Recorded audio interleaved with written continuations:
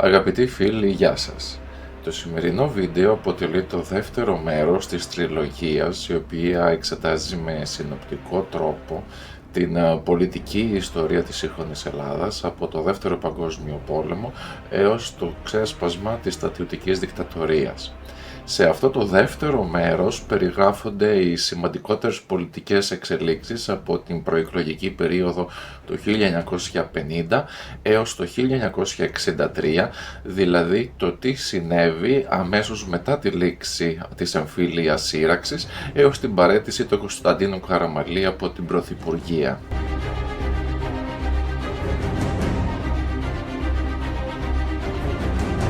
Αφού πια είχε φύγει ο φόβος ότι η χώρα θα περάσει σε σοβιετικό καθεστώς, οι πολιτικοί αρχηγοί άρχισαν να ασχολούνται κυρίως με το πώς θα προετοιμαστούν για τις εκλογές που έρχονταν. Στις αρχές του 1950 λοιπόν ο Νικόλαος Πλαστήρας ίδρυσε το δικό του κόμμα, την Εθνική Προοδευτική Ένωση Κέντρου, γνωστή μεταρχικά ως ΕΠΕΚ, όπου μπήκαν και σε αυτήν και το κόμμα του Εμμανουήλ Τσουδερού και του κεντροαριστερού Γεώργιου Καρτάλη.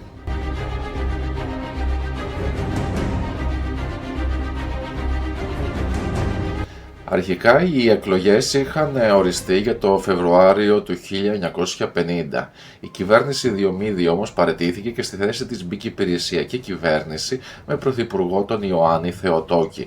Παρότι ήταν υπηρεσιακή, η αντιπολίτευση την κατηγόρησε ότι ευνοούσε τους εθνικόφρονες. Μετά διαλύθηκε η Βουλή και καταργήθηκε και ο νόμος για τη δίωξη των κομμουνιστών. Έτσι ξαναήρθε στην επικαιρότητα και το θέμα της νομιμοποίησης του ΚΚΕ. Σχεδόν όλοι οι πολιτικοί αρχηγοί ήταν αντίθετοι, εκτός από τον Πλαστήρα και τον Μαρκεζίνη.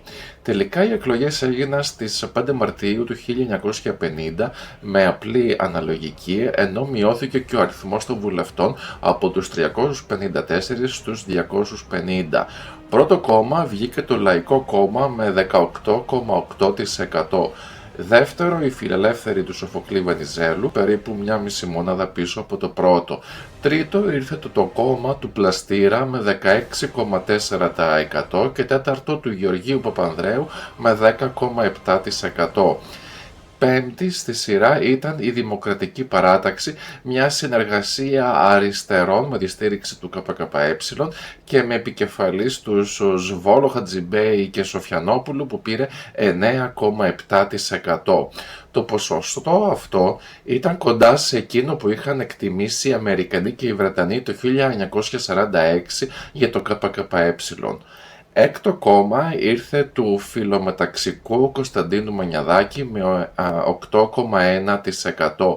Γενικά, επειδή οι πολιτικοί χώροι ήταν διασπασμένοι, αν τα κόμματα ενώνονταν, η δεξιά θα έφτανε περίπου το 35% και το κέντρο το 44,3%, ενώ η αριστερά έμεινε στο 9,7% όπως είπαμε προηγουμένως.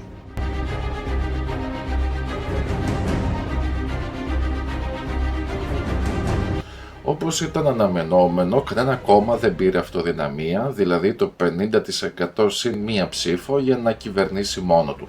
Οπότε έπρεπε να γίνει κυβέρνηση συνεργασίας. Θεωρητικά αυτό πήγε να το πετύχει ο φιλελεύθερος Βενιζέλος με την ανοχή των εθνικοφορών του Τσαλδάρη και τη συνεργασία του Κανελόπουλου. Όμως όταν έφτασε η ώρα για την ψήφο εμπιστοσύνη στη Βουλή, η κυβέρνηση δεν τα κατάφερε. Τελικά στις 15 Απριλίου του 1950 ο Πλαστήρας σχημάτισε κυβέρνηση μαζί με τους φιλελεύθερους του Βενιζέλου και το κόμμα του Γεωργίου Παπανδρέου. Στόχος του βασικός ήταν να κλείσουν οι πληγές του εμφυλίου. Μίλησε για πολιτική λύθης και για την κατάργηση των τόπων εξορίας των κομμουνιστών, ξεκινώντας από τη Μακρόνησο. Ήθελε επίσης να καταργήσει και τη θανατική ποινή, αλλά δεν το πέτυχε. Για την ιστορία, η τελευταία εκτέλεση στην Ελλάδα έγινε στο 1972. Επίσημα η θανατική ποινή στην Ελλάδα καταργήθηκε το 1993 για καιρό ειρήνης και το 2004 για καιρό πολέμου.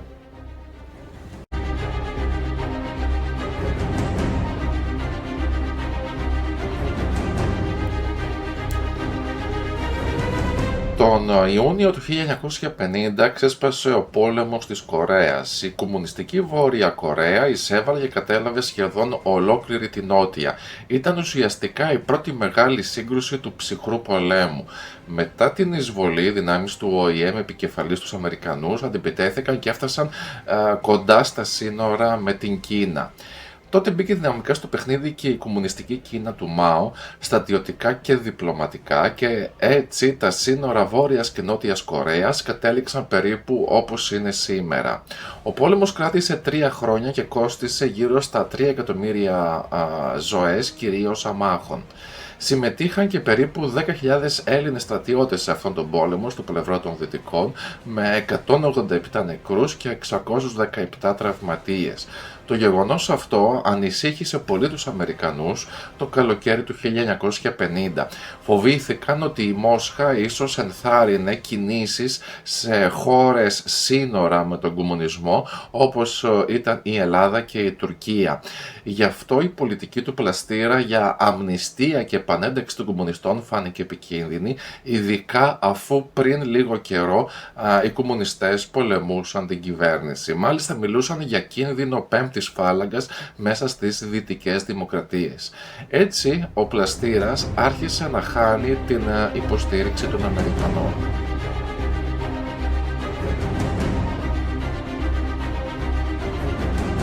2 μήνες μετά, ο φιλελεύθερος Βενιζέλος απέσυρε τη στήριξή του από την κυβέρνηση και ο Πλαστήρας παραιτήθηκε. Η σημασία αυτής της περίπου 5μηνης πρωθυπουργίας ήταν μεγάλη, γιατί για πρώτη φορά τότε, λίγους μήνες μετά από τον εμφύλιο, έγινε η πρώτη προσπάθεια για εθνική συμφιλίωση.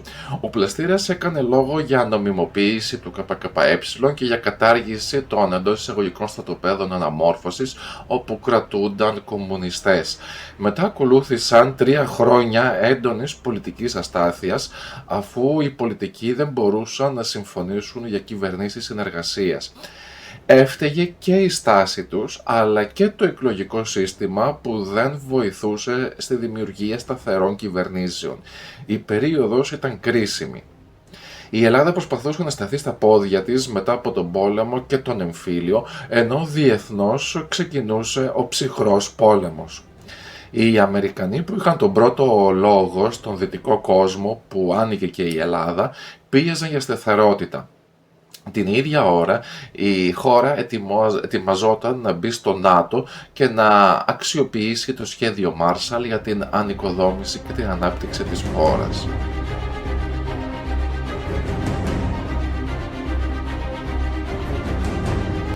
Μετά τις άκαρπες εκλογές του 1950 έγιναν άλλες 2 εκλογικές αναμετρήσεις μέσα στα επόμενα 2 μόλις χρόνια. Στις εκλογές του 1951 εμφανίστηκε για πρώτη φορά στο πολιτικό προσκήνιο ο στρατάρχης Παπάγος με το δικό του κόμμα, τον Ελληνικό Συναγερμό, με ενισχυμένη αναλογική. Πρώτο κόμμα βγήκε το κόμμα του Παπάγου με 36,5%, δεύτερο του Πλαστήρα με 23,5% και τρίτο του Βενιζέλου με 19%. Η αριστερά ανέβηκε στο 11,5%, ενώ ο Τσαλδάρης έπεσε στο 6,7% και το κόμμα του σταδιακά διαλύθηκε. Ο Παπανδρέου δεν κατάφερε καν να εκλεγεί.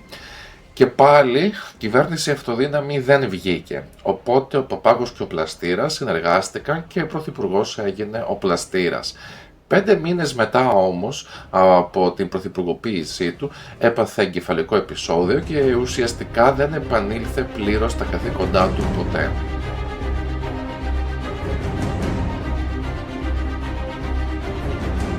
Η περίοδος αυτή στιγματίστηκε από την εκτέλεση του κομμουνιστή Μπελογιάννη με την κατηγορία της κατασκοπίας υπέρ της Σοβιετικής Ένωσης. Ακόμα και τότε όμως υπήρξε διχασμός μεταξύ των κομμουνιστών. Το συμβαίνον στέλεχος του Κομμουνιστικού Κόμματος, ο Πλουμπίδης, είπε ότι η κατηγορία ήταν αληθής, σύμφωνα με ένα έγγραφό του, ενώ ο Ζαχαριάδης την διέψευσε. Αξιοσημείωτο είναι ότι ο Πλαστήρας ήταν κατά της εκτέλεσης, αλλά ο Βενιζέλος και ο Παπανδρέου τάχθηκαν υπέρ.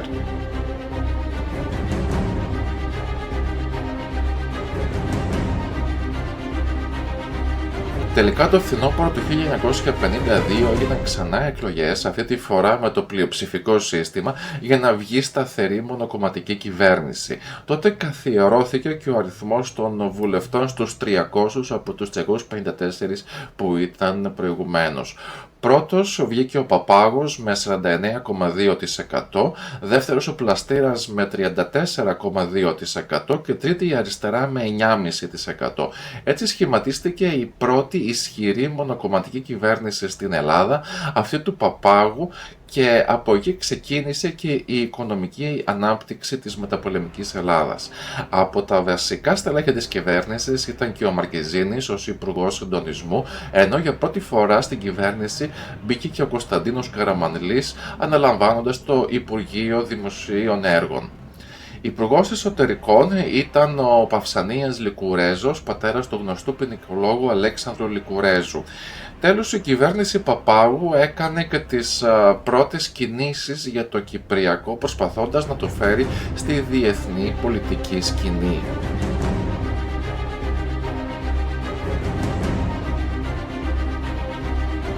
Μετά από 3 χρόνια στην εξουσία, ο Παπάγος πέθανε. Θεσμικά και με βάση τη θέλησή του, διάδοχός του θα έπρεπε να ήταν ο Στέφανος Στεφανόπουλος. Όμως με παρέμβαση του βασιλέα Παύλου, πρωθυπουργός έγινε τελικά ο Κωνσταντίνος Καραμανλής. Αυτό έγινε γιατί ο Καραμανλής είχε καλές σχέσεις με το παλάτι και ήταν νέος και άφθαρτος πολιτικός, δεν είχε μπλεχτεί στους εσωκομματικούς ανταγωνισμούς και θεωρούνταν ήδη επιτυχημένος και αρκετά δημοφιλής υπουργός. Έμεινε πρωθυπουργός για τα επόμενα 8 χρόνια μέχρι το 1963, κερδίζοντας και τις 3 εκλογικές αναμετρήσεις στο μεσοδιάστημα.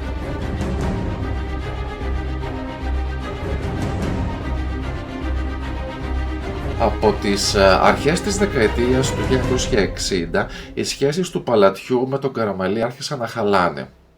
Ο λόγος ήταν ότι ο Καραμανλής ήθελε με συνταγματικό τρόπο να περιορίσει τις εξουσίες του στέμματος, δηλαδή να εξυγχρονίσει και να κάνει πιο δημοκρατικό το πολιτικό σύστημα της χώρας. Το παράξενο είναι ότι αντίθετη με αυτή την θέληση του Καραμανλή ήταν ο Παπανδρέου και η αριστερά. Αυτοί υποστήριζαν πως έτσι θα συγκεντρωνόταν υπερβολική εξουσία στα χέρια του Καραμανλή. Και αυτό είναι κάπως ηρωνικό, γιατί ενώ το 1963 διαφωνούσαν με τη μείωση των εξουσιών του βασιλέα, πριν από 20 χρόνια ζητούσαν την κατάργηση της βασιλείας. Τελικά η ρήξη με τον Παύλο ήρθε το 1963 και ο Καραμανλής παραιτήθηκε. Από εκεί και μετά ξεκίνησε μια περίοδος έντονης αστάθειας που τελικά άνοιξε το δρόμο για τη δικτατορία. Οι στρατιωτικοί έλεγαν πως αναγκάστηκαν να επέμβουν γιατί η πόλωση είχε φτάσει σε τέτοιο σημείο που υπήρχε φόβος για το ξέσπασμα ενός νέου εμφυλίου.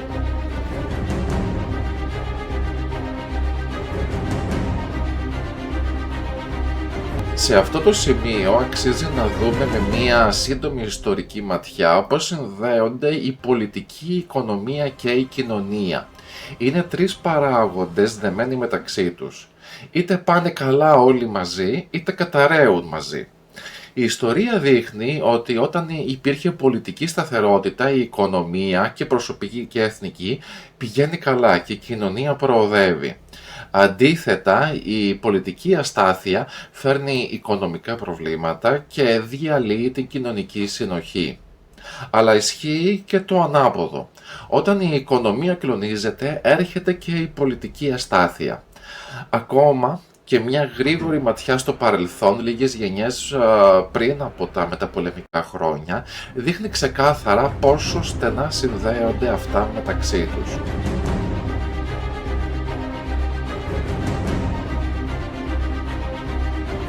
Οι αριθμοί λένε την αλήθεια πάντα και μάλιστα με απλό τρόπο.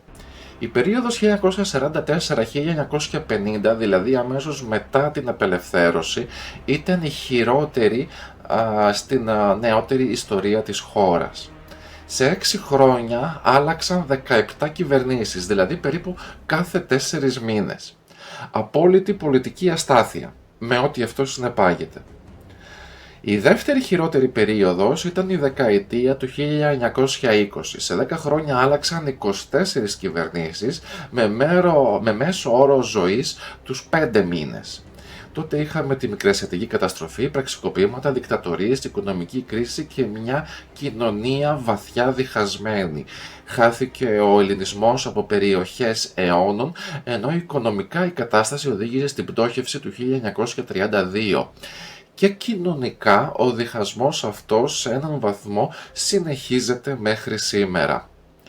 Η τρίτη δυσκολότερη περίοδος της ιστορίας του ελληνικού κράτους όσον αφορά την πολιτική ήταν η δεκαετία του 1870. Σε 10 χρόνια τότε άλλαξαν 17 κυβερνήσεις με διάρκεια περίπου 7 μήνες. Τότε για πρώτη φορά ο πρωθυπουργός πέρασε από ειδικό δικαστήριο και καταδικάστηκαν οι υπουργοί του. Παράλληλα, το σκάνδαλο των λαβρεωτικών επηρέασε όλη την κοινωνία, ενώ υπήρξαν αιματηρά επεισόδια και διαδηλώσεις με αίτημα την είσοδο της χώρας στον Ρωσοτουρκικό πόλεμο. Όλα αυτά δείχνουν ξεκάθαρα πόσο στενά συνδέεται η πολιτική αστάθεια με την οικονομική κρίση και την κοινωνική ένταση.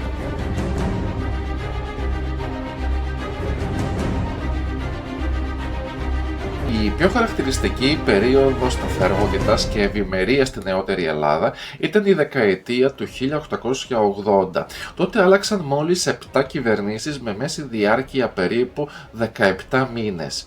Εκείνη την εποχή η χώρα μεγάλωσε με την ενσωμάτωση της Θεσσαλίας και μάλιστα χωρίς πόλεμο.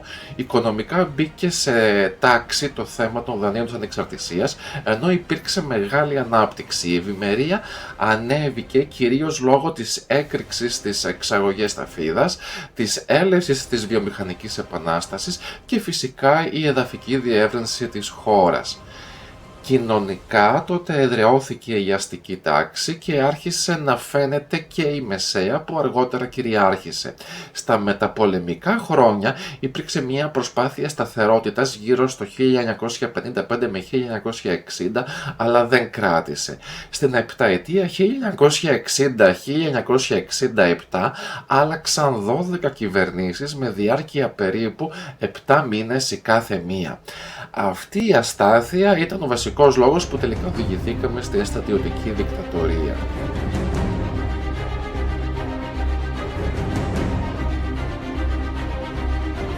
Ένας σημαντικός παράγοντας που επηρέαζε την πολιτική κατάσταση στην Ελλάδα ήταν το εκλογικό σύστημα. Από τις πρώτες εκλογές του 1844 μέχρι τις εκλογές μετά τη μικρασιατική καταστροφή του 1923 ίσχυε το πλειοψηφικό σύστημα. Με αυτό το σύστημα, τα κόμματα που δεν έρχονταν πρώτα σε μια εκλογική περιφέρεια δεν έβγαζαν κανέναν βουλευτή. Έτσι, ένα μεγάλο μέρος των ψηφοφόρων δεν εκπροσωπούνταν στη Βουλή. Στην πράξη, το πλειοψηφικό σύστημα ενίσχυσε τον δικομματισμό και διαμόρφωσε τις πρώτες γενιές των ελεύθερων Ελλήνων μέσα σε αυτό το πολιτικό πλαίσιο του δικομματισμού.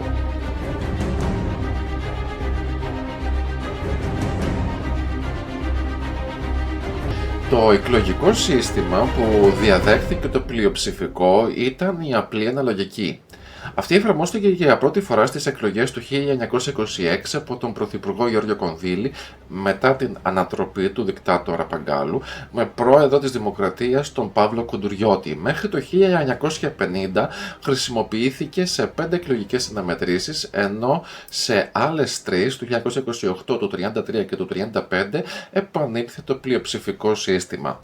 Με την απλή αναλογική κάθε κόμμα παίρνει έδρες ανάλογες με το ποσοστό του. Για παράδειγμα, αν πάρει 10% ένα κόμμα, κερδίζει και το 10% των εδρών. Θεωρητικά αυτό είναι το πλέον δίκαιο σύστημα γιατί εκπροσωπούνται όλοι οι ψηφοφόροι.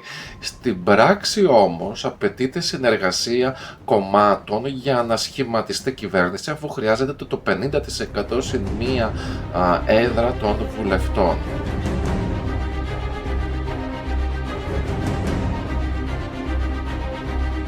Στην Ελλάδα, κάθε φορά που δοκιμάστηκε η απλή αναλογική δεν λειτουργήσε καλά, κυρίως λόγω της τάσης και της πολιτικής νοοτροπίας των κομμάτων. Η συνεργασία των κομμάτων προϋποθέτει αμοιβαίες υποχωρήσεις.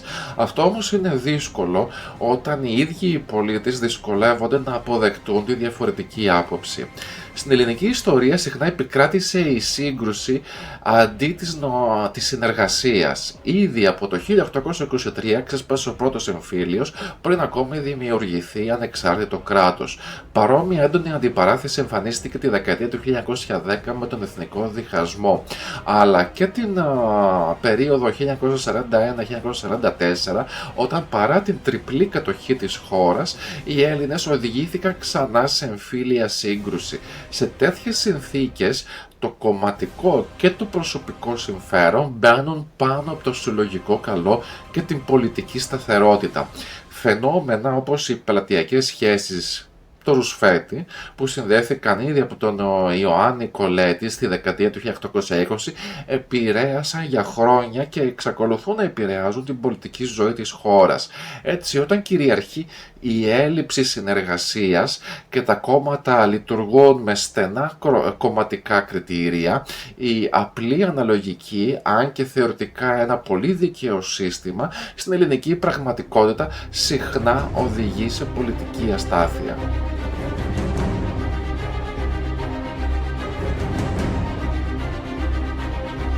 Το εκλογικό σύστημα που διαδέχτηκε την απλή αναλογική και ισχύει μέχρι σήμερα είναι η ενισχυμένη αναλογική. Εφαρμόστηκε πρώτη φορά στις εκλογές του 1951 και με κάποιες αλλαγές παραμένει σε ισχύ. Εξαιρέσεις ήταν η περίοδος της στρατιωτικής δικτατορίας 1967-1974, αλλά και οι φάσεις πολιτικής αστάθειας το 1989 με 1990 και το 2023, όταν εφαρμόστηκε η απλή αναλογική. Με την ενισχυμένη αναλογική, τα κόμματα που ξεπερνούσαν το 25% των ψήφων παίρνουν επιπλέον έδρες. Έτσι γίνεται πιο εύκολο να σχηματιστεί μονοκομματική κυβέρνηση με ποσοστό κοντά στο 40%, αντί για το 50% που θα χρειαζόταν με την απλή αναλογική. Οι επιπλέον αυτές έδρες προκύπτουν κυρίως από τις ψήφους των κομμάτων που δεν ξεπέρασαν το όριο του 3% και εμένουν εκτός Βουλής. Θεωρητικά το σύστημα δεν είναι απόλυτα αντιπροσωπευτικό. Στην πράξη όμως, για την ελληνική πολιτική πραγματικότητα, θεωρείται πιο αποτελεσματικό γιατί βοηθά στη δημιουργία πολιτικής σταθερότητας. Με αυτή την σύντομη αναδρομή στα εκλογικά συστήματα και το ζήτημα της σταθερότητας ολοκληρώνεται και το δεύτερο μέρος της τριλογίας. Σύντομα θα ακολουθήσει το τρίτο και τελευταίο βίντεο που θα εξετάζει τα γεγονότα από το 1963 έως το 1967 και το πώς η χώρα οδηγήθηκε στην στρατιωτική δικτατορία. Σας ευχαριστώ για την παρακολούθηση.